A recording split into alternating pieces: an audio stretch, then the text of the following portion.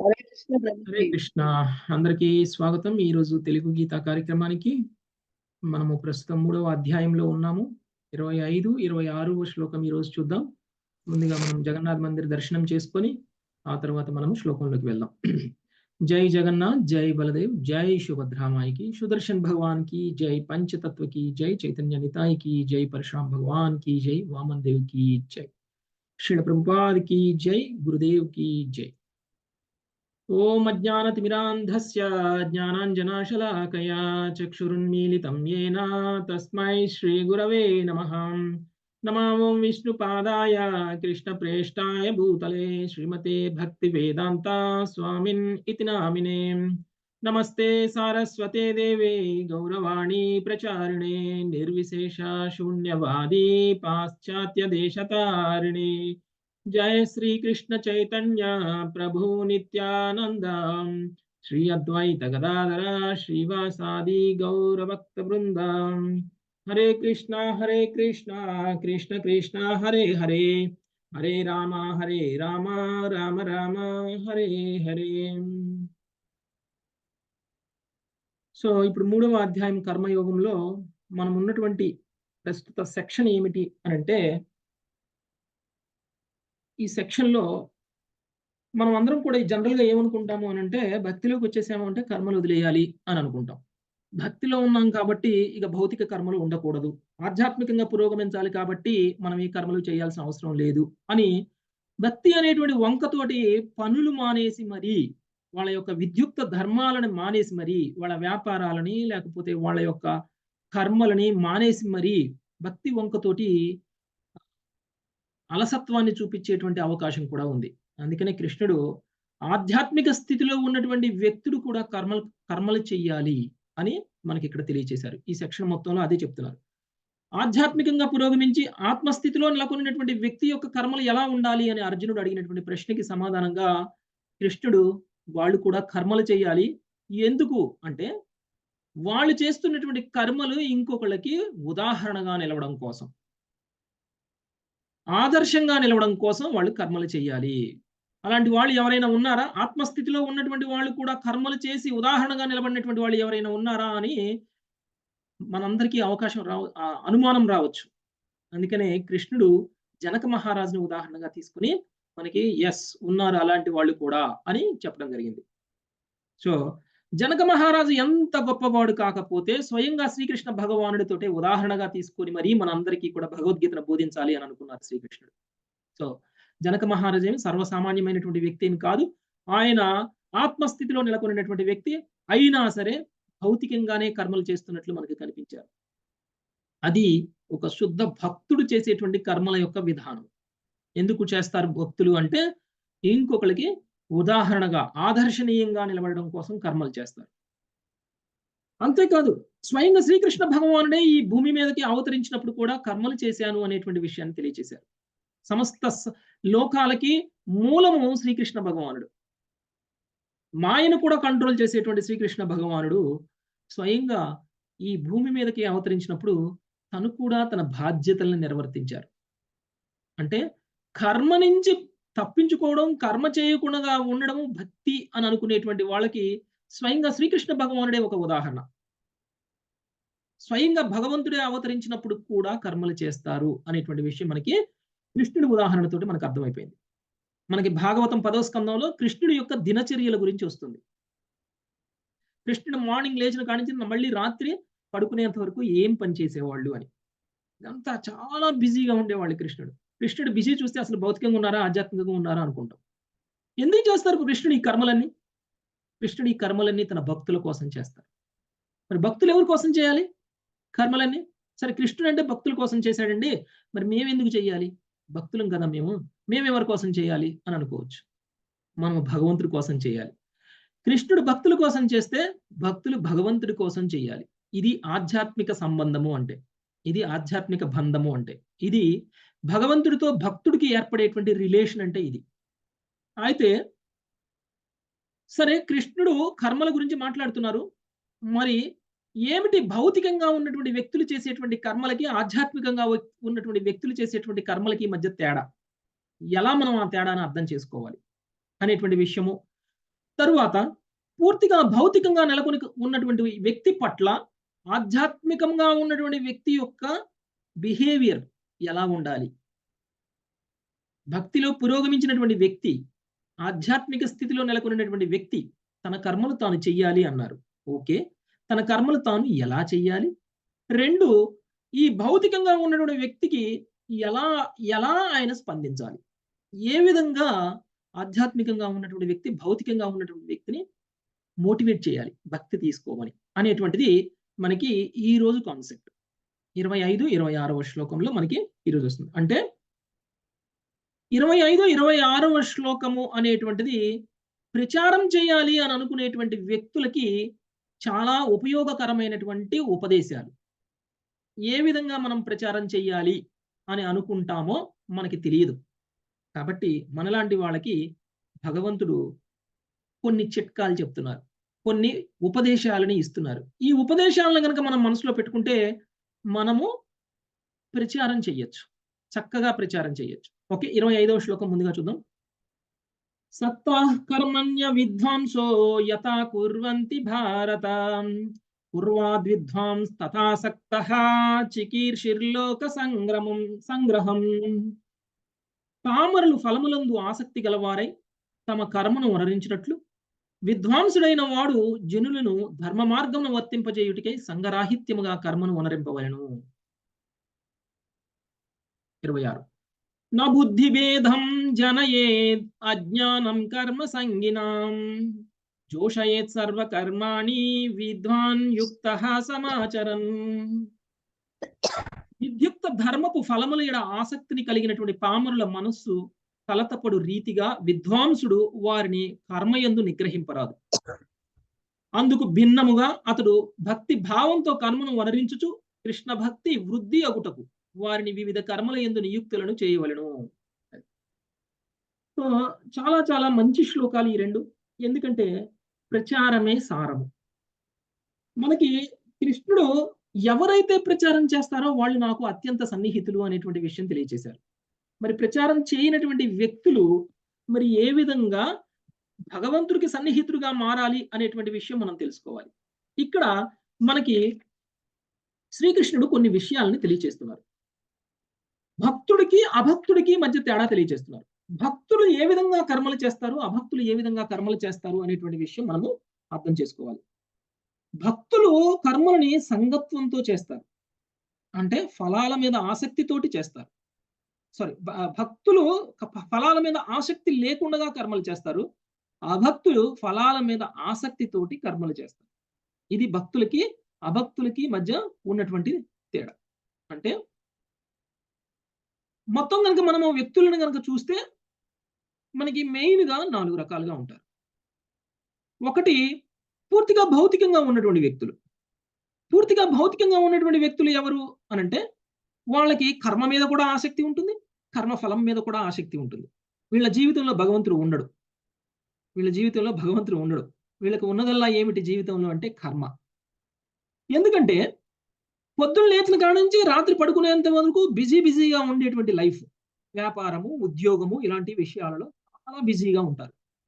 ఇలా బిజీగా ఉన్నటువంటి వ్యక్తులు కర్మనే భగవంతుడు అనుకునేటువంటి వ్యక్తులు. వర్క్ ఈజ్ వర్షిప్ అనుకునేటువంటి వ్యక్తులు. వర్క్ ఈజ్ వర్షిప్ అంటే భగవంతుడిని పూజించడం అవసరం లేదు, మనం పనిని పూజిస్తే సరిపోతుంది అని అనుకునేటువంటి వ్యక్తులు. ఇలాంటి వ్యక్తులు కర్మఫలాలను మూటగట్టుకుంటారు. వాళ్ళ జీవితంలో భగవంతుడు లేడు కాబట్టి. ఇక రెండవ రకం వ్యక్తులు కర్మయోగులు, కర్మకాండులు.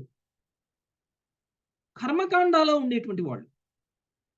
కర్మకాండలో ఉండేటువంటి వ్యక్తులు ఏం చేస్తారు అనంటే శాస్త్ర విధి నియమాల ప్రకారం కర్మలు చేస్తారు. ఎందుకు చేస్తారు? శాస్త్ర విధి నియమాల ప్రకారం కర్మలు చేస్తే పుణ్యం వస్తుంది కాబట్టి. ఎందుకు పుణ్యం కావాలి? మన భవిష్యత్తు బాగుండాలి కాబట్టి. భవిష్యత్తు బాగోవడం అంటే ఈ జన్మలోను, వచ్చే జన్మలోను. అంటే భౌతికంగా కర్మలు ఎందుకు చేస్తారు? ఆధ్యాత్మికంగా ఉండాలి అనేటువంటి ప్రయత్నం ఎందుకు చేస్తారు వీళ్ళు? శాస్త్ర నియమ నిబంధనలను ఎందుకు పాటిస్తారు అనంటే పుణ్యాన్ని మూటగట్టుకొని ఆ పుణ్యంతోటి ఉత్తమ జీవితాన్ని పొందాలి అనేటువంటి కోరికతోటి. అంటే ఏ యజ్ఞం చేసినా, ఏ యాగం చేసినా, ఏ గుడికి వెళ్ళినా, ఏ పూజ చేసినా, ఏ త్యాగం చేసినా, ఏ తపస్సు చేసినా, ఏ ఏకాదశి చేసినా, ఏది చేసినా, ఏ వ్రతం చేసినా కానీ దాని వెనకాల ఫలితం ఏమిటి? భౌతికమైనటువంటి లాభం. భౌతికమైనటువంటి కోరిక. అది ఈ జన్మకి కావచ్చు, వచ్చే జన్మకి కావచ్చు. ఇలాంటి వాళ్ళని కర్మకాండీయులు అని అంటారు. ఇలాంటి కర్మకాండీయులు చేస్తున్నటువంటిది కూడా భక్తి కాదు. కర్మకాండీయులకి శాస్త్ర నియమాల ప్రకారంగా పనిచేస్తారు. వాళ్ళకి కర్మ మీద ఆసక్తి వదలదు. కర్మ ఫలం మీద ఆసక్తి వదలదు. కర్మ మీద ఆసక్తి ఉంటుంది. కర్మ ఫలాల మీద ఆసక్తి ఉంటుంది. ఇలాంటి వాళ్ళ గురించి కూడా భగవంతుడు చెప్తున్నారు ఈరోజు. ఇక మూడవది కర్మయోగులు. కర్మయోగుల్లో మళ్ళీ 2 రకాలుగా ఉన్నారు. ఒకటి సకామ కర్మయోగులు, 2 నిష్కామ కర్మయోగులు. సకామ కర్మయోగులు కొంచెం కర్మకాండీయుల కంటే కూడా ఉన్నతమైనటువంటి వాళ్ళు. సకామ కర్మకాండీయులు ఏం చేస్తారు అనంటే ఫలితం మీద ఆసక్తి పెట్టుకుంటారు. భగవంతుణ్ణి ఆరాధిస్తారు. అంటే దేవీ దేవతల ఆరాధన కర్మకాండ చేసే స్థాయి నుంచి ఒక మెట్టు పైకెక్కుతారు. ఎక్కి ఫలితం మీద ఆసక్తి పెట్టుకొని కర్మలు చేస్తారు. అంటే నేను ఈరోజు భగవంతుడి కోసం 16 మాలలు చేస్తే నాకు మంచిగా ఉంటుంది. నా ఆరోగ్యం బావుంటుంది. నాకు నా మనసుకి శాంతిగా ఉంటుంది. లేకపోతే నాకు భవిష్యత్తులో మంచి లాభాలు రాబోతున్నాయి అనేటువంటి భావం. అంటే చేస్తున్నటువంటి ఆధ్యాత్మిక కర్మ వెనకాల ఆ ఆధ్యాత్మిక వల్ల కర్మ అనేటువంటిది కేవలం దేవాది దేవుడి కోసమే వనరిస్తున్నప్పటికిని ఆ కర్మ మనకి ఫలితం మీద ఆసక్తిని తీసుకొస్తుంది. అంటే చేసే పని మీద ఇంట్రెస్ట్ లేదు. చేసే పని మీద ఇంట్రెస్ట్ లేదు. కానీ ఆ పని వల్ల వచ్చినటువంటి ఫలితం మీద ఇంట్రెస్ట్ ఉంది. సకామ కర్మీయులకి. కాబట్టి ఇలాంటి వ్యక్తులు కర్మ ఫలితాలను ఆశించి చేస్తారు. వీళ్ళు కూడా భక్తిలో పురోగమించినటువంటి వాళ్ళు కాదు. భక్తిలో ఆరంభ దశలో ఉన్నటువంటి వ్యక్తులు. ఇక నిష్కామ కర్మ. నిష్కామ కర్మ అంటే నిష్కామ కర్మ చేసేటువంటి వ్యక్తులకి ఫలితం మీద ఆసక్తి ఉండదు. కానీ దురదృష్టవశాత్తు కర్మ మీద ఆసక్తి ఉంటుంది. ఈ కర్మ చెయ్యాలి. ఈ కర్మ చెయ్యాలి. కానీ ఫలితం భగవంతుడికి అర్పించేద్దాం. కానీ కర్మ మీద కూడా ఆసక్తి పెట్టుకోకూడదు. నిష్కామ కర్మయోగులకి ఫలితం మీద ఆసక్తి లేకపోవడం వరకు మంచిగానే ఉంది. వీళ్ళు కూడా భగవంతుడి యొక్క ఆరాధనే చేస్తున్నారు. కానీ చేసే ప్రతి పని మీద నేనే చెయ్యాలి, నాకే కావాలి, నేనే చెయ్యాలి అని అనుకోవడం. మనం అందరం కూడా ఏ స్థాయిలో ఉన్నాము అనేటువంటి విషయం మనల్ని మనము ప్రశ్నించుకునేటువంటి ఒక అవకాశం. ఎందుకంటే భక్తిలో కూడా మనం పోటీ పడుతూ ఉంటాం. భగవంతుడిని దర్శనం చేసుకోవడానికి క్యూలో నిలబడ్డప్పుడు కూడా మనకంటే ముందున్న వాళ్ళతోటి గొడవ పెట్టుకుంటూ ఉంటాం. చేసేది ఆధ్యాత్మిక కర్మ. పోయి భగవంతుడిని దర్శనం చేసుకోవడం వల్ల వచ్చేటువంటి భౌతిక లాభం ఏమీ లేదు. కానీ చేసుకోవాలి అనేటువంటి కోరిక. ముందు వాళ్ళని వెనక్కి తోయడం. క్యూని దాటుకొని మరీ వెళ్ళడం. అంటే ఈవెన్ మనం ఏది చేసినా కానీ చెయ్యాలి అనేటువంటి కోరిక. ఇది చేస్తే మనకి ఆధ్యాత్మికంగా పురోగమిస్తాం. ఆధ్యాత్మికంగా పురోగమించాలి అనేటువంటి కోరిక మంచిదే. కానీ మనం కర్మ మీద అటాచ్‌మెంట్ పెట్టుకోవడం మంచిది కాదు. సో నిష్కామ కర్మయోగి భక్తిలో అడ్వాన్స్‌డ్‌గా ఉన్నటువంటి వ్యక్తి అయినప్పటికీ ఇంకా ఏదో కొంచెం అటాచ్‌మెంట్ అనేటువంటిది మిగిలిపోయి ఉంది. కానీ భక్తి యోగులు చిట్ట చివరి భక్తి యోగులు మాత్రం అలా కాదు.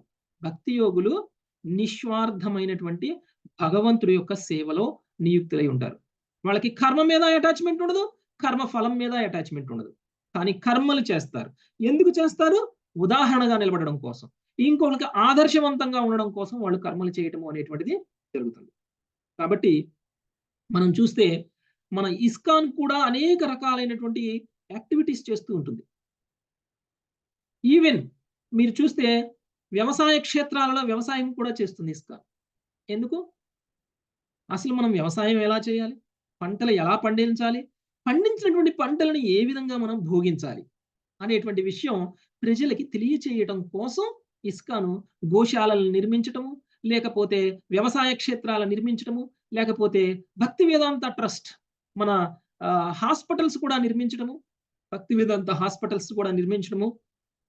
ఈ విధంగా అనేక రకాలైనటువంటి కర్మలను ఎందుకు చేస్తున్నది ఇస్కాన్ ఆధ్వర్యంలో జరుగుతున్నాయి అనంటే ఈ పనులన్నీ భగవంతుడి సేవగా ఎలా చేయాలి అనేటువంటి విషయం సామాన్యమైనటువంటి మనందరికీ కూడా తెలియజేయడం కోసం. కాబట్టి విద్వాంసుడైనటువంటి వ్యక్తి, భక్తిలో పురోగమించినటువంటి వ్యక్తి అసంగత్వంతో కర్మలు చేస్తాడు. కానీ భక్తిలో పురోగమించినటువంటి వ్యక్తి సంగత్వంతో కర్మలు చేస్తాడు. ఇది భక్తిలో పురోగమించినటువంటి వ్యక్తికి ఉన్నటువంటి తేడా. కాబట్టి భక్తుడు చేసేటువంటి కర్మలు చూడడానికి భౌతికంగానే కనిపించినప్పటికీ అవి సంగత్వం లేకుండా చేస్తాడు కాబట్టి మనము వాటిని ఆధ్యాత్మిక కర్మలుగానే పరిగణించాలి కానీ భౌతిక కర్మలుగా పరిగణించకూడదు. అంటే చాలా మంది మరి సంగత్వంతో చేస్తున్నారా, అసంగత్వంతో చేస్తున్నారా అనేటువంటి విషయాన్ని మనం ఎలా తెలుసుకోవాలి? చాలా మంది భక్తిలో పురోగమించినట్లే ఉంటారు. కాషాయ వస్త్రాలు ధరించి ఉంటారు. బ్రహ్మచారులుగా లేకపోతే సన్యాసులుగా ఉండి ఉంటారు. కానీ వాళ్ళలో సంగత్వం ఉందా? సంగత్వం లేదా? అనేటువంటి విషయం మనకెలా తెలుస్తుంది? సంగత్వంతో కర్మలు చేస్తున్నారా? అసంగత్వంతో కర్మలు చేస్తున్నారా? మనకెలా తెలుస్తుంది? బ్రహ్మచారి కొన్ని నియమ నిబంధనలను పాటించి గురుకులంలో విద్యాభ్యాసం చేయాలి. అలానే సన్యాసికి కూడా కొన్ని నియమ నిబంధనలు ఉన్నాయి. భక్తిలో పురోగమించాలి అనుకున్నటువంటి వ్యక్తులకి. అంటే సన్యాసులు కర్మలని త్యాగం చేసేస్తారు. కర్మలను త్యాగం చేసినటువంటి వ్యక్తి సంగత్వం లేనటువంటి వ్యక్తిగానే మనకి కనిపిస్తారు. ఎలాంటి అటాచ్‌మెంట్ లేకుండానే ఉన్నారు అని అనిపిస్తారు. కానీ ఉదాహరణకి ఒక సన్యాసి కాషాయం ధరించి అందరితోటి మంచిగానే ఉండి బయటికి వెళ్ళిన తర్వాత ఎవరు చూడనప్పుడు ఒక సిగరెట్ తాగాడనుకోండి. అప్పుడు సిగరెట్ తాగాలి అని అనిపించిందనుకోండి. ఎవరో మనలాంటి వాళ్ళు చూసి ఏమిటి నువ్వు సన్యాసత్వం తీసుకొని సంగత్వం లేకుండా ఉండాల్సినటువంటి నీవు ఎందుకు సిగరెట్ తాగుతున్నావు అని మనం అడిగామనుకోండి. నాకు సంగత్వం లేదు. నేను సిగరెట్ తాగుతున్నాను. నేనేమైనా ఉంచుకుంటున్నానా? బయటికి వదిలేస్తున్నాను మళ్ళా నేను. ఇలా పీల్చుకుంటున్నాను, ఇలా వదిలేస్తున్నాను. ఒకవేళ నాకు సంగత్వం ఉన్నట్టయితే నేను పీల్చుకొని ఉంచుకునేవాడిని కదా! పీల్చుకొని ఉంచుకోవట్లేదు. నేను వదిలేస్తున్నాను అని అంటారు. మరి ఇది కూడా నిజంగానే అసంగత్వంతో చేసినట్టు పనిలానే మనకు కనిపిస్తుంది. అంటే మనం ఏదైనా సరే వదిలేయడం మాత్రమే ఆధ్యాత్మికం అవ్వదు. మనం ఏది మనకు అవసరం లేదు అనుకోవడం మాత్రమే ఆధ్యాత్మికం అవ్వదు. పూర్తిగా అసంగత్వంతో చేసినట్లు అవ్వదు. ఎప్పుడైతే మనం భగవంతుడిని కేంద్రంగా పెట్టుకొని కర్మలు చేస్తామో అది నిజమైనటువంటి అసంగత్వం అవుతుంది. భగవంతుడు లేకుండగా ఏది వదిలేసినా మన జీవితంలో అది మనకి ఆధ్యాత్మికమైనటువంటి పురోగతి కోసం ఉపయోగపడదు. అది నిజమైనటువంటి అసంగత్వం రాదు. అంటే భగవంతుడిని మన లైఫ్‌లోకి ఆహ్వానించకుండగా మనం చేసేటువంటి ఏ త్యాగమైనా సరే చివరికి త్యాగంగానే మిగిలిపోతుంది కానీ అది ఆధ్యాత్మిక కార్యక్రమం అవ్వదు. మనం అందరం కూడా చాలా దానాలు, ధర్మాలు, త్యాగాలు చేస్తూనే ఉంటాం. మనము త్యాగులుగా మారతామే తప్ప భక్తులుగా మారము. ఎప్పటి వరకైతే మనం భగవంతుడిని మన జీవితంలోకి ఆహ్వానించమో, ఎప్పటి వరకైతే మనము భగవంతుడికి భక్తిగా మన కర్మలు చెయ్యమో అప్పటి వరకు మనము త్యాగులుగానే ఉండిపోతాం. త్యాగులుగా లేనప్పుడు భోగులుగా ఉన్నాము. ఇప్పుడు త్యాగులుగా ఉన్నాము. అంతే తేడా. భక్తులుగా మాత్రం మారలేదు. కాబట్టి భక్తులుగా మారడము అనేటువంటిది చాలా చాలా ఇంపార్టెంట్.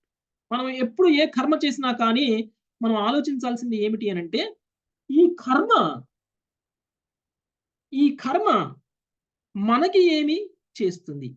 ఈ కర్మ వలన ఇతరులు ఎలా ప్రభావితులవుతున్నారు? ఈ కర్మని చేయడం వలన ఎవరు ఏమనుకుంటున్నారు మన గురించి? ఏదైనా సరే ఒక కర్మ చేసినప్పుడు 3 రకాలుగా ఫలితాలుంటాయి. 1 మన మీద ప్రభావం చూపిస్తుంది.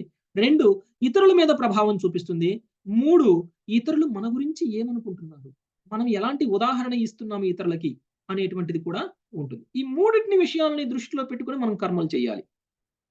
లేకపోతే ఆ కర్మ మనకి కర్మ బంధనాన్ని కలిగిస్తుంది.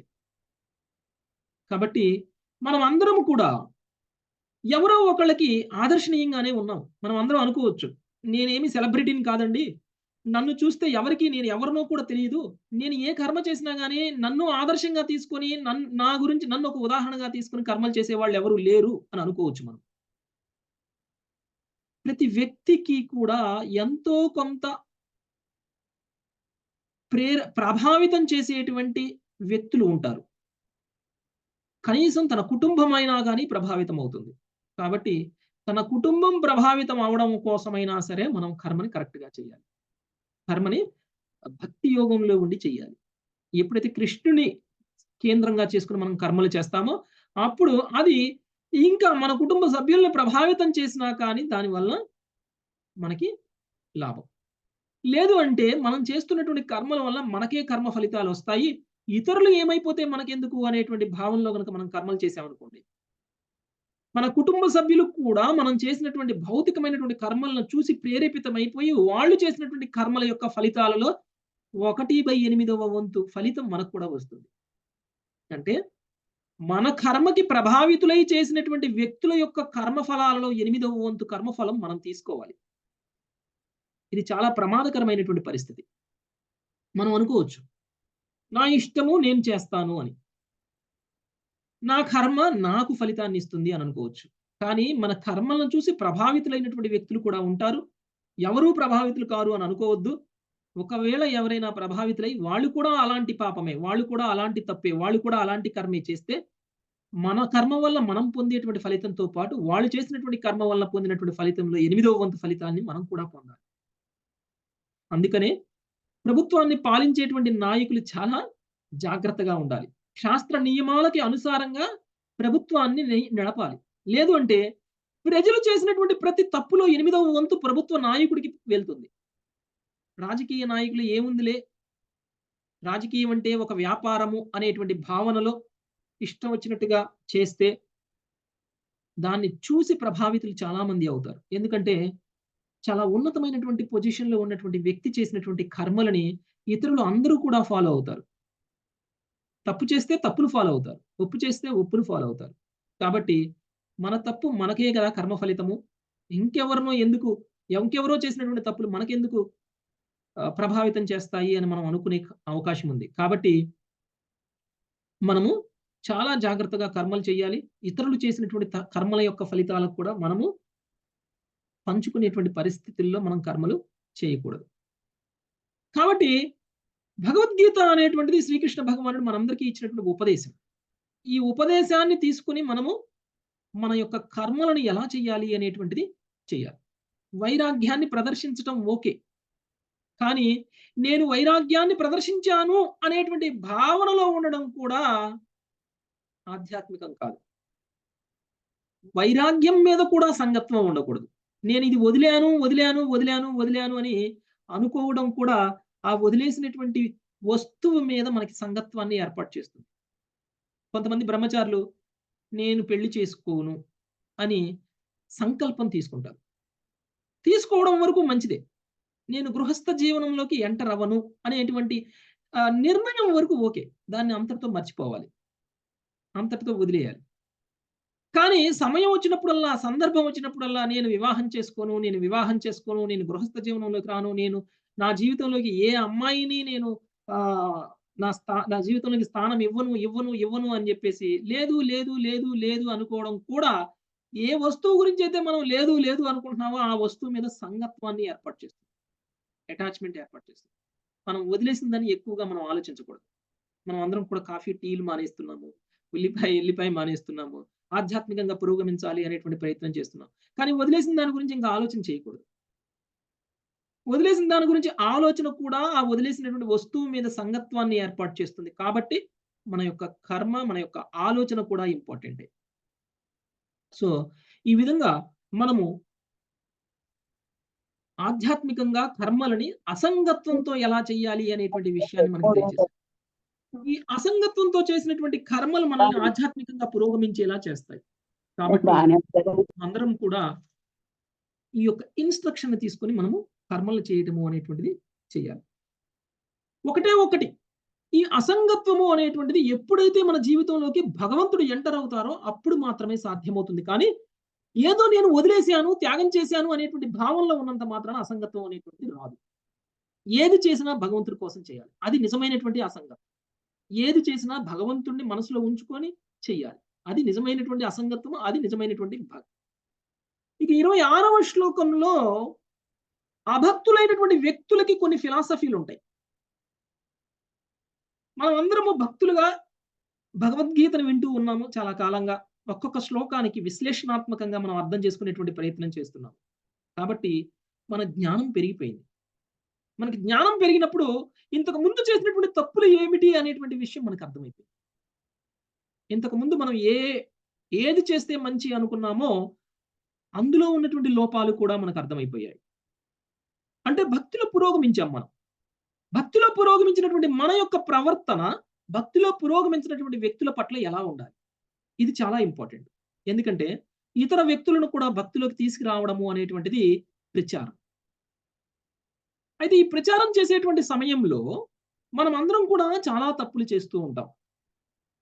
ఇలా ప్రచారం చేయకూడదు, ఇలా ప్రచారం చేయాలి అనేటువంటి విషయం మనకు తెలీదు. ఎందుకంటే భగవద్గీత చదివినా గాని, భగవద్గీత శ్లోకాలలో ఉన్నటువంటి అంతరార్థము మనం డెప్త్‌గా అర్థం చేసుకోవట్లేదు కాబట్టి.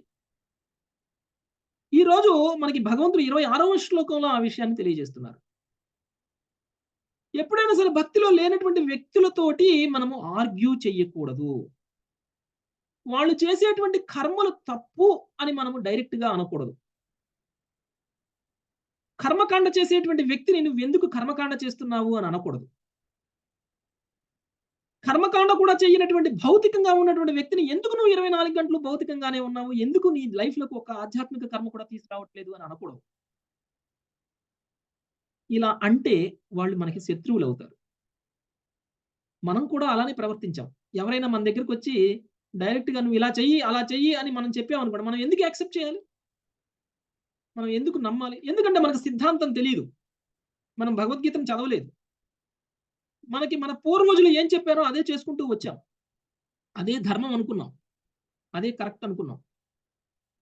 పైగా ప్రతి ఒక్కళ్ళకి అహంకారం అనేటువంటిది ఉంది.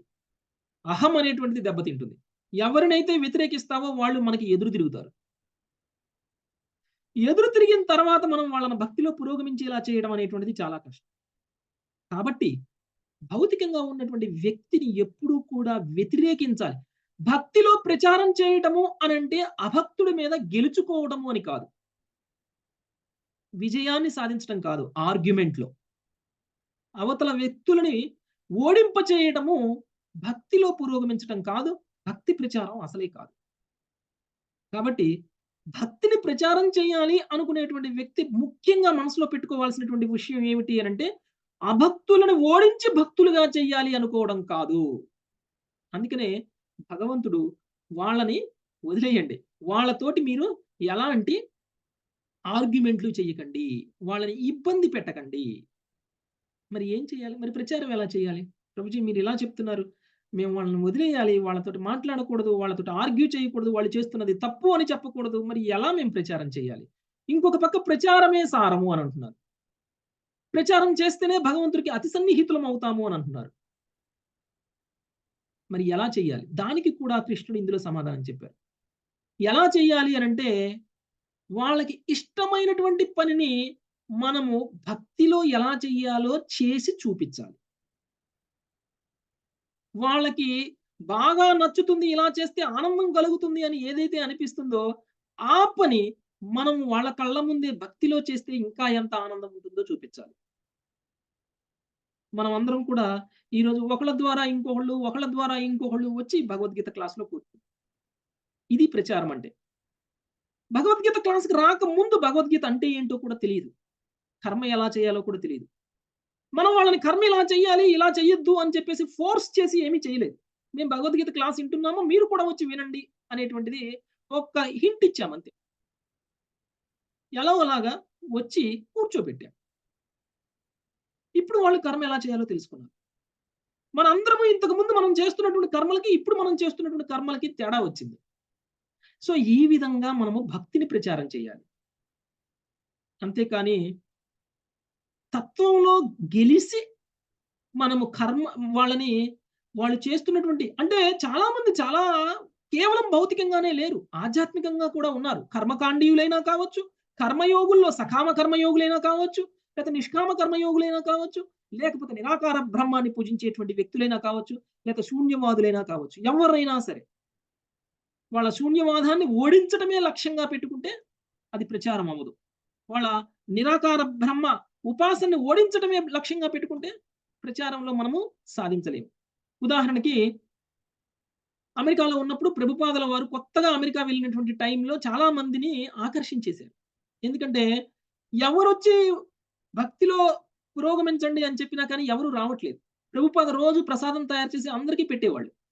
కానీ ఎవ్వరు వచ్చి కూర్చునేవాళ్ళు కాదు. కానీ అప్పుడు ఏం చేశారు ప్రభుపాదుల వారు అనంటే, దగ్గరలో ఉన్నటువంటి ఒక పార్క్‌లోకెళ్ళి కీర్తన చేసేవాళ్ళు. అంటే ఆయన అందరిని ఏం చేయాలని కోరుకున్నారో ఆ కర్మ ఆయన చేసి అందరి ముందు చూపించేవాళ్ళు. కీర్తన చాలా బాగా చేసేవాళ్ళు ప్రభుపాదుల వారు. ప్రభుపాద కీర్తన చేస్తుంటే చాలా మంది గుమికూడేవాళ్ళు. చుట్టూతా గుమికూడేవాళ్ళు. ఒక 20, 30 మంది గుమికూడారు అని తెలుసుకున్న తర్వాత ప్రభుపాదుల వారు ఏం చేసేవాళ్ళంటే లేచి నిలబడి కీర్తన చేస్తూ ఒక్కొక్కడుగు ముందుకేస్తూ నడుస్తూ ఉండేవాళ్ళు. ఈ వెనకాల 20, 30 మంది కూడా ప్రభుపాద వెనకాలనే నడుస్తూ వచ్చేవాళ్ళు. ఎందుకంటే కీర్తన బావుంది. వింటూ ఉన్నారు. నడుస్తూ వచ్చేవాళ్ళు. ప్రభుపాద వాళ్ళ ఇంటి వరకు తీసుకెళ్ళేవాడు. ప్రభుపాద వాళ్ళందరిని కూర్చోబెట్టి ప్రసాదం పెట్టేవాడు. ప్రసాదం తిన్నటువంటి వ్యక్తులు ఏం చేసేవాళ్ళు? ప్రభుపాద చెప్పిన మాట వినేవాళ్ళు. కూర్చోబెట్టి అందరికి ఒక పావుగంట ఎక్కువ సేపు కాదు. 10 నిమిషాలు, పావుగంట బోధించేవాళ్ళు. భగవద్గీత గురించి చెప్పేవాళ్ళు. చిన్నగా చిన్నగా వాళ్ళందరూ భక్తులుగా మారారు.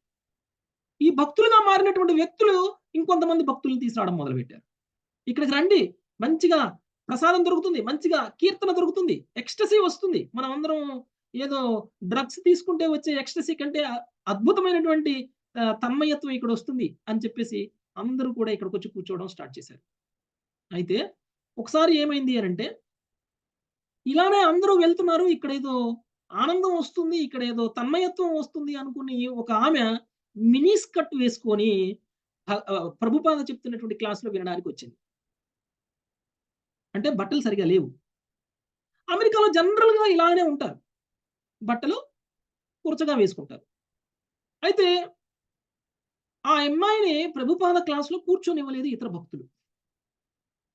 "నువ్విలా వస్తే కుదరదు. నువ్విలాంటి బట్టలేసుకొని రాకూడదు. నువ్వు మంచిగా చీర కట్టుకొని రా. అప్పుడు నిన్ను లోపలికి రానిస్తాం" అన్నారు. పాపం ఆ అమ్మాయికి చీర కట్టుకోవడం తెలీదు. కానీ ఆ అమ్మాయి కూడా వచ్చి ప్రభుపాద చెప్తున్నటువంటి క్లాస్ వినాలి అని ఉంది. ప్రభుపాద పెట్టినటువంటి ప్రసాదం తినాలని ఉంది. ప్రభుపాద చేసినటువంటి కీర్తనలో డాన్స్ వేయాలని ఉంది. కానీ భక్తులేం చేస్తున్నారు? ఆ విషయాన్ని అర్థం చేసుకోవట్లేదు. ఆ విషయాన్ని అర్థం చేసుకోకుండా "నువ్వు డ్రెస్ మార్చుకొని వస్తేనే నువ్వు కూర్చోవాలి" అని అన్నారు. పాపం ఆమె 2, 3 సార్లొచ్చింది అలానే. కానీ ఆమెను వెనక్కి పంపించేశారు. ఒకసారి అనుకోకుండగా ఈ విషయం ప్రభుపాద కళ్ళల్లో పడింది. నాలుగోసారి వచ్చినప్పుడు ప్రభుపాద కళ్ళల్లో పడింది. ప్రభుపాదుల వారు ఆమెను చూసారు. చూసి వెంటనే భక్తులందరినీ సైలెంట్‌గా ఉన్నారు. ఎందుకంటే ప్రభుపాద నిర్ణయం తీసుకుంటారిప్పుడు. ప్రభుపాద ఏమన్నారు ఆమెని అనంటే, "నువ్వు చాలా అందంగా ఉన్నావు" అనన్నారు. చూడటానికి "నువ్వు చాలా అందంగా ఉన్నావు" అనన్నారు. "అయితే ఈరోజు నా క్లాస్ వింటావా?" అన్నారు. "ఆ! వింటాను" అన్నది. సరే కూర్చో అన్నారు. కూర్చోపెట్టి ఆమెకి బోధించారు. ఆమె ప్రభుపాద చెప్పినటువంటి బోధనలకి ఆకర్షితురాలైంది. ఆకర్షితురాలయ్యి ఆటోమేటిక్‌గా ఆమె వస్త్రధారణ మార్చేసింది. ఆమెని ఆమెకి ఒక్కొక్క రోజు ఒక్కొక్క సేవ ఇవ్వడం అనేటువంటిది మొదలుపెట్టారు ప్రభుపాద. ఈరోజు నువ్వు వచ్చిన వాళ్ళని రిసీవ్ చేసుకో. చాలా అందంగా ఉంటావు కదా! నిన్ను చూస్తే చాలా మందొస్తారు. వచ్చిన వాళ్ళని రిసీవ్ చేసుకో. లేతే వచ్చిన వాళ్ళకి ఈ సేవ చెయ్యి. లేతే భగవంతుడికి ఈ సేవ చెయ్యి. అనేక రకాలైనటువంటి సేవలలో ఆమెను ఉపయోగించడం అనేటువంటిది జరిగింది. ఎప్పుడైతే ఆమెను అనేక రకాల సేవల్లో ఉపయోగించడం జరిగిందో, అప్పుడు ఆమె ఆధ్యాత్మికంగా పురోగమించి శుద్ధ భక్తురాలుగా మారిపోయింది. ఇంకొకళ్ళకి ఆమె చీర ఎలా కట్టుకోవాలో నేర్పే స్థాయికి ఆమె మారిపోయింది. అంటే వ్యతిరేకించడం కాదు ప్రచారం అంటే. విద్య ఇక్కడ మనకి బుద్ధిని ఉపయోగించి ప్రచారం చేయాలి. బుద్ధిని ఉపయోగించి ప్రచారం చేయడము అనేటువంటిది చాలా ఇంపార్టెంట్. అదే మనకి ప్రభుపాదుల వారు కూడా భగవద్గీతలో కృష్ణుడు ఎలా ప్రచారం చేయమని చెప్పారో అలానే ప్రచారం చేశారు. కాబట్టి అభక్తులని మనము అనేక రకాలైనటువంటి భక్తియుత సేవలలో నియుక్తం చేయాలి. ఎలా అంటే ఇప్పుడు మనం ఏదైనా ఒక కార్యక్రమం, ఒక కీర్తన చేస్తున్నాం అనుకోండి. చాలా భౌతికంగా ఉన్నటువంటి వ్యక్తికి ఏం చెప్పాలి అనంటే, మీరు ఎలాగో మీ ఆఫీస్‌కి వెళ్తున్నారు కదా! మీరు ఆఫీస్‌కి వెళ్తున్నప్పుడు ఇదిగో ఈ పాంప్లెట్‌లు నేను నీకిస్తాను. మీ ఆఫీస్‌లో ఉన్నటువంటి వాళ్ళందరికీ ఈ పాంప్లెట్‌లు పంచిపెట్టు. లేకపోతే నువ్వు వెళ్తున్నటువంటి దగ్గర ఇగో ఇక్కడ ఇలా కీర్తన జరుగుతుంది. ఇక్కడ ఇలా భాగవద్గీత క్లాస్ జరుగుతుందని చెప్పు చాలు. నువ్వేం చేయనవసరం లేదు. మాకు ఈ ఈ హె ఈ హెల్ప్ చెయి. మన మధ్య ఉన్నటువంటి బంధంతోటి, మన మధ్య ఉన్నటువంటి పర్సనల్ ఫ్రెండ్‌షిప్ వల్ల, సరే ఈయన అడిగాడు కదా! ఈయనతోటి మనకు మంచి రిలేషన్ ఉంది గదా! ఈయన కోసం ఇలా చేద్దాంలే అని అనుకుంటాడు. సో, ఆయన మన సిద్ధాంతాన్ని వ్యతిరేకించట్లేదు. ఒకటి గుర్తుంచుకోవాలి. ఆయన మన సిద్ధాంతాన్ని వ్యతిరేకించట్లేదు. ఆయనకి తన సొంత సిద్ధాంతం అనేటువంటిది ఒకటుంది. మన సిద్ధాంతాన్ని వ్యతిరేకించనంత వరకు ఆయన మనకి కావాల్సినటువంటి అన్ని రకాల సేవలు చేస్తాడు. కాబట్టి అలాంటి వ్యక్తులని మనం సేవలలో ఉపయోగించాలి. వాళ్ళకి ఒక్కొక్క సేవ ఇస్తూ ఉండాలి. ఒక్కొక్క సేవ ఇస్తూ ఉండడం వలన ఆటోమేటిక్‌గా వాళ్ళు వాళ్ళ సిద్ధాంతంలో ఉన్నటువంటి లోపాలను తెలుసుకుంటూ ఉంటారు. వాళ్ళ సిద్ధాంతంలో ఉన్నటువంటి లోపాలు ఎప్పుడైతే తెలుసుకుంటూ ఉంటారో, మన సిద్ధాంతంలో ఉన్నటువంటి స్ట్రాంగ్ పాయింట్స్ ఏంటో వాళ్ళకి అర్థమైపోతుంది. అప్పుడు ఆటోమేటిక్‌గా మన సిద్ధాంతం వైపే ఆకర్షితులవుతారు. ఆటోమేటిక్‌గా భక్తిలో పురోగమిస్తారు. కాబట్టి సమాజం మొత్తంలో ఉన్నటువంటి లోపాలను ఎంచుకుంటూ పోవడం కాదు భక్తి ప్రచారం అంటే, లోపాలని పక్కన పెట్టి ప్రచారం చేయాలి. ఇది మనం ప్రచారం చేసేటువంటి విధానం. మనం కూడా భగవద్గీత పుస్తకాలు పట్టుకొని పుస్తక వితరణ కోసం మనమందరం వెళ్తూనే ఉంటాం. భగవద్గీత పుస్తకం తీసుకోండి, భగవద్గీత పుస్తకం తీసుకోండి అని అందరిని మనం అడుగుతుంటాం. చాలా మంది మొహం మీదనే మా ఇంట్లో ఉందండి, నాకు అవసరం లేదండి, నేను చదవనండి, నేను వేరే దాన్ని నమ్మేస్తాను అని అంటారు. అప్పుడు మనము లేదండి, ఇది మంచిదండి, ఇది తీసుకోవాలండి, మీ దగ్గర ఉన్నది పారేయండి, ఇది మాత్రమే తీసుకోండి అని మనం చెప్తూ ఉంటాం. అంటే ఎప్పుడైతే మనం అలా మాట్లాడతామో, అప్పుడు వాళ్ళు మనల్ని లైక్ చేయరు. వాళ్ళు మనల్ని లైక్ చేయనప్పుడు మన దగ్గర ఉన్నటువంటి బుక్‌లు కూడా వాళ్ళు తీసుకోరు. అప్పుడు మనం ఏం చేయాలి అనంటే, ఈ బుక్ తీసుకోవడం వల్ల వాళ్ళకి కలిగేటువంటి లాభం గురించి 2, 3 మాటలు మాట్లాడాలి. మనం ఏదన్నా పార్క్‌లోకి వెళ్తాం. పార్క్‌లోకి వెళ్ళినప్పుడు చాలా మంది ప్రేమ జంటలు కూర్చొని ఉంటారు. ప్రేమ జంటలకి మనం భగవద్గీత బుక్‌ని డిస్ట్రిబ్యూట్ చేయాలి. డిస్ట్రిబ్యూట్ చేయాలంటే ఎవరి దగ్గరికైనా ఎళ్లి ఒక ఇద్దరు ప్రేమికుల మధ్యలోకి వెళ్లి భగవద్గీత బుక్ తీసుకోండి అనంటే వింటారా? తీసుకుంటారా? తీసుకోరు. అలాంటి వాళ్ళకి మనం ఏం చేయాలి? ఎవరో ఒకళ్ళని టార్గెట్ చేయాలి. ఇద్దరు జంటలో ఎవరో ఒకళ్ళని టార్గెట్ చేయాలి. చేసి ఇది చూడమ్మా ఈ బుక్ తీసుకుంటే మీ బంధం బలపడుతుంది అని చెప్పాలి. ఈ బుక్‌లో ఉన్నది చదివితే మీ ఇద్దరి మధ్య బంధం చాలా బలపడుతుంది. మీ ఇద్దరి మధ్య ప్రేమ ఇంకా పెరుగుతుంది అని చెప్పాలి. అవునా? అలానా? అని చెప్పేసి తీసుకుంటారు. అంటే అది నిజమే కూడా. ఎందుకంటే భగవద్గీతను చదివితే ఆటోమేటిక్‌గా బంధాల యొక్క విలువలు తెలుస్తాయి. ఏ విధంగా బంధాల పట్ల మన యొక్క కర్మలు ఉండాలి అనేటువంటి విషయం తెలుస్తుంది. కాబట్టి ఆటోమేటిక్‌గా వాళ్ళ యొక్క జీవన విధానం అనేటువంటిది మారిపోతుంది. వాళ్ళ చేతికి ఎప్పుడైతే భగవద్గీత బుక్ వస్తుందో ఆటోమేటిక్‌గా ఒకరోజు కాకపోతే ఒకరోజు, ఒక నెల కాకపోతే ఇంకొక నెలలో, ఒక సంవత్సరం కాకపోతే ఒక సంవత్సరంలో అయినా సరే, వాళ్ళు ఏదో ఒక రోజు ఆ పుస్తకాన్ని తీసి చదువుతారు. ఏదో ఒక్క శ్లోకం చదివినా కానీ, వాళ్ళకి మిగిలినటువంటి శ్లోకాలు చదవాలి అనేటువంటి ప్రేరణ కలుగుతుంది. ఏదో ఒకటి నా దగ్గర పుస్తకం ఉంది కదా! ఎవరైనా భగవద్గీత చెప్తున్నారేమో విందాము అనేటువంటి వాళ్ళు కూడా ఉంటారు. చాలామంది ఇప్పుడు మనం చేస్తున్నటువంటి ప్రచారంలో భాగంగా చాలామంది మన క్లాసులు వినడానికి వస్తున్నారు. కొంతమంది నా దగ్గర 40 ఏళ్ల నుంచి భగవద్గీత బుక్ ఉంది. ఈ బుక్‌లో ఏముందో కూడా నాకు తెలీదు. వీళ్ళిక్కడ ఏదో చెప్తున్నారు. ఈ బుక్‌లో ఏముందో తెలుసుకుందాము. ఇది నేను చదివినా నాకు అర్థం కాదు. అనేటువంటి భావనలో వచ్చి కూర్చొని వినేటువంటి వాళ్ళు కూడా ఉన్నారు. నాకు తెలిసిన వాళ్ళే అలా కూర్చొని వినేటువంటి వాళ్ళు కూడా చాలా మంది ఉన్నారు. అంటే భగవద్గీత పుస్తకాన్ని ఇస్తే చదవకుండగా పక్కన పెడతారు అనంత మాత్రాన మనం ఇవ్వకుండా ఉండకూడదు. ఇవ్వాలి.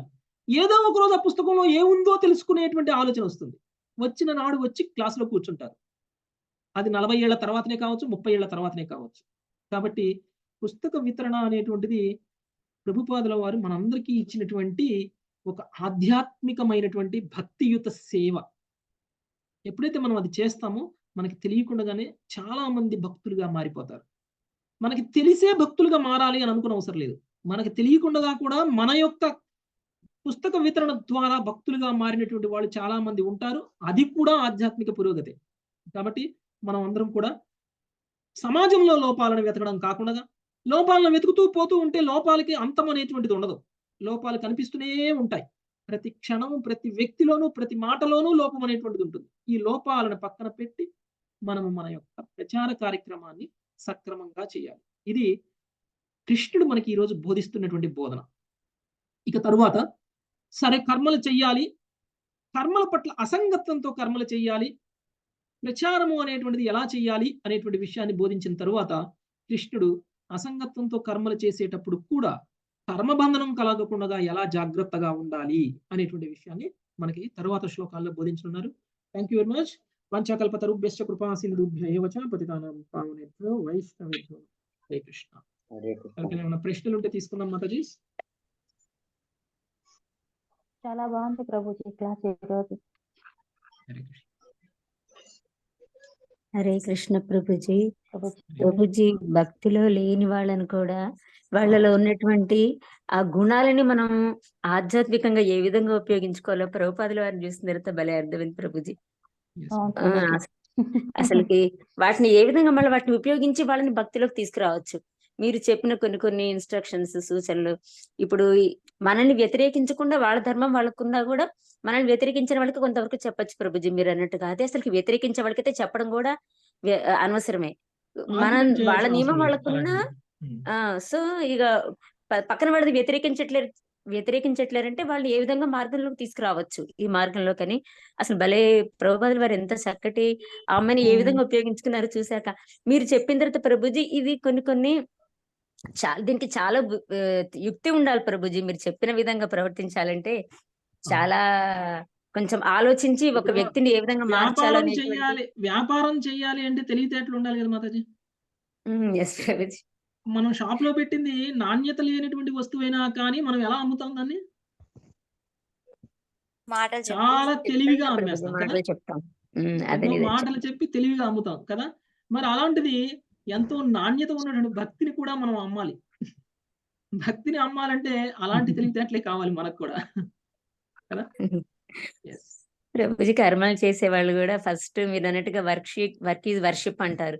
వాళ్ళకి ఇక ఏంటంటే ఇక వృత్తినే దైవం అనుకుంటారు కాబట్టి ఇక వాళ్ళు కర్మబంధనాలు చిక్కుకునే ఉంటారు.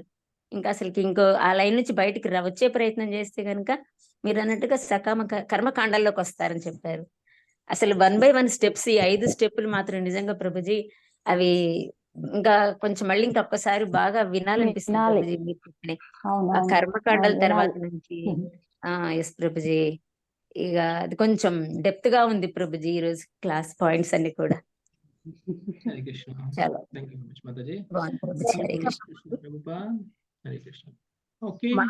ప్రతి కర్మ కూడా సంగత్వము అసంగత్వంలోనే ఉన్నట్లుగానే అనిపిస్తుంది ప్రభుజీ.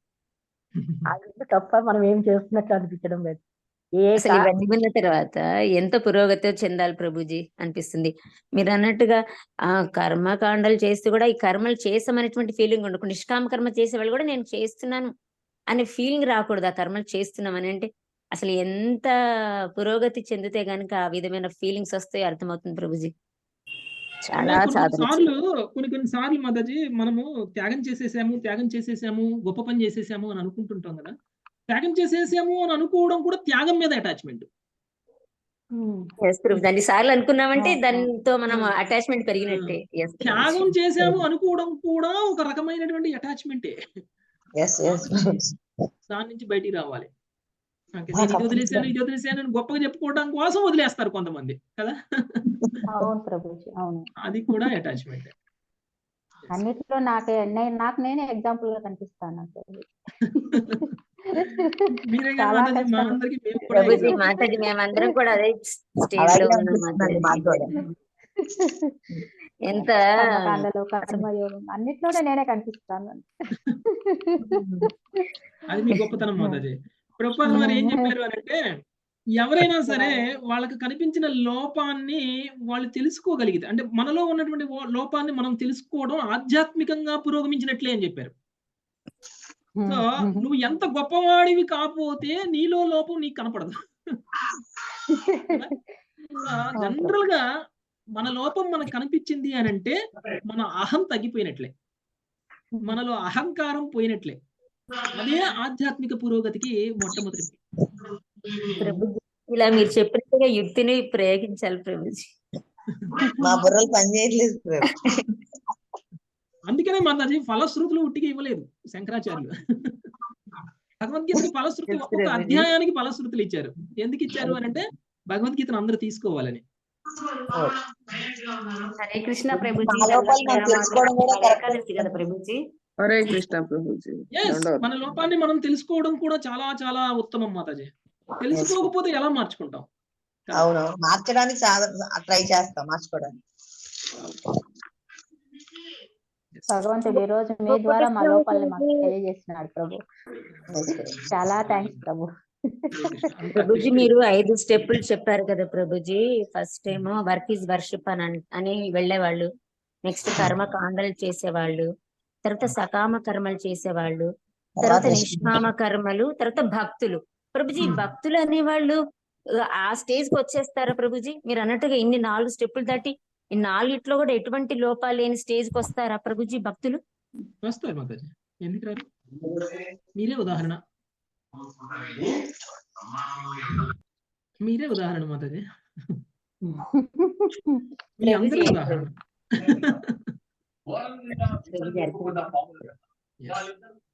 వస్తారు మాతాజీ. అంటే భక్తులుగా ఉన్న ప్రతి ఒక్కళ్ళు కూడా శుద్ధ భక్తులుగా ఏం లేరు, నిష్కామ కర్మయోగులుగా ఆయన ఉండవచ్చు, పురోగతి చెందుతారు మాతాజీ స్లోగా. అది వన్ డే ప్రాసెస్ కాదు, కొన్ని జన్మజన్మల ప్రాసెస్.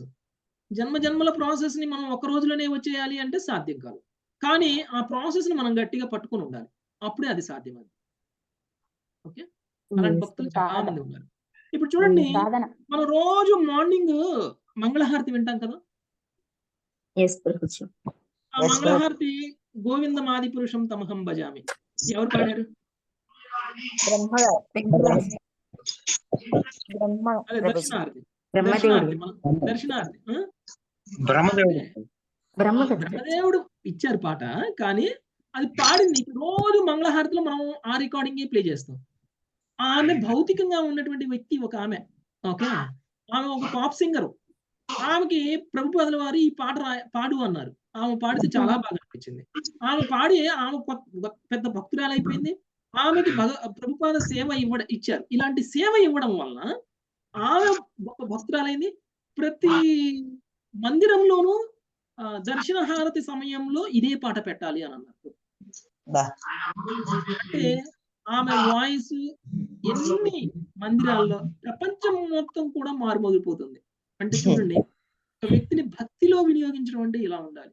ఇప్పుడు ఆమె వాయిస్ విని ప్రభుపాదుల వారు ఏమన్నారంటే, ఈ వాయిస్ భౌతికమైనటువంటి వాయిస్ కాదు, ఇది ఆధ్యాత్మిక లోకం నుంచి వచ్చినటువంటి వాయిస్, అందుకని దీనికి అంత బలం ఉంది అని అన్నారు. ఆమె పేరు ఉంది మాతాజీ,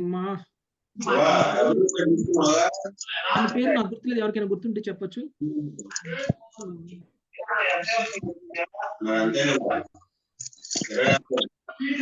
మాతాజీ ఆమెతోటి పాడించారు, ఆమె అమెరికన్, ఓకే. ఆమెతో పాడించారు ఆ పాట. ప్రభుజీ విన్నాం కానీ గుర్తు రావట్లేదు. అంటే ఆ భక్తులందరినీ కూడా భక్తియుత సేవల్లో నియుక్తం చేయాలి, అప్పుడే వాళ్ళు కూడా భక్తులుగా మారుతారు. సేవ చేసినటువంటి వాళ్ళు భక్తులుగా అవుతారు, ఓకే. మనందరం ఉదాహరణ దానికి, నేను కూడా ఒక ఉదాహరణ దానికి. ప్రభుజీ యమునాదేవి ప్రభుజీ. Right Mataji, Yamuna Mataji, Yamuna Mataji, right Mataji. ప్రభుజీ అయితే అతను అమెరికన్ అన్నారు కదా, ఆమె అమెరికా, ఆమె యమునా మాతాజీ, యమునా మాతాజీ. ఇప్పుడు లేరు, ఇప్పుడు లేరు. మార్చారా అతనికి, లేకపోతే తన పేరు ఎలా ఉంది? అవును అవును, ఆమె కూడా దీక్ష తీసుకున్నారు, ప్రభుపాద దగ్గర దీక్ష తీసుకొని ఆమె కూడా భక్తురాలయ్యారు. దీక్ష తీసుకున్నాక ఆ నామం ఇచ్చారు, అంతే. అవును, యమునాదేవి మాతాజీ.